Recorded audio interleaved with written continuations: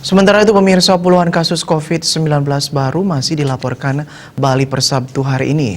Jumlahnya mencapai 56 orang dari data Dinas Kesehatan Provinsi Bali. Kasus transmisi lokal masih mendominasi dengan 53 orang, sedangkan PPDN sebanyak 3 orang.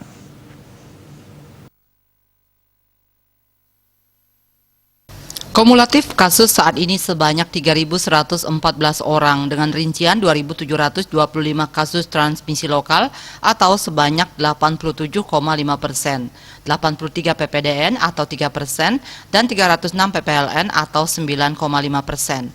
Untuk sebaran kasus baru, Bangli mencatatkan kenaikan terbanyak yakni 21 orang. Disusul Denpasar dengan jumlah 16 orang. Kemudian Gianyar sebanyak 9 orang, sisanya tersebar di 3 kabupaten yakni Badung sebanyak 6 orang, Buleleng 3 orang, 1 jenis transmisi lokal dan 2 PPDN serta Tabanan 1 orang berjenis PPDN. Di sisi lain 3 kabupaten yang hari ini mencatatkan nihil kasus yakni Jembrane, Karangasem, dan Kelungkung. Tidak ada tambahan kasus meninggal dilaporkan pada hari ini. Jumlahnya sama dengan sehari sebelumnya 48 orang. Rinciannya 46 WNI dan 2 WNA.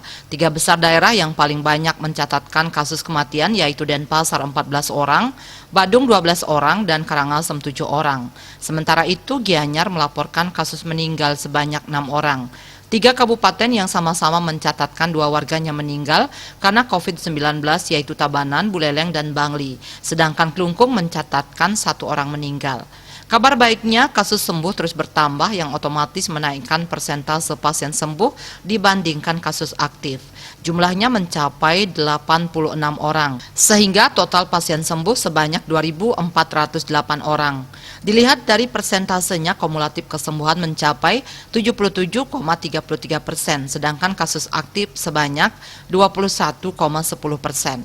Sementara pasien meninggal mencapai 1,54% dari total kasus. Sebaran tambahan kasus sembuh ada di 6 kabupaten kota. 3 besarnya adalah Denpasar sebanyak 40 orang, Badung 20 orang, dan Gianyar 15 orang. Sisanya tersebar di 3 kabupaten yaitu Karangasem 6 orang, Bangli 4 orang, dan Tabanan 1 orang. Dia Dewi, Bali Post melaporkan.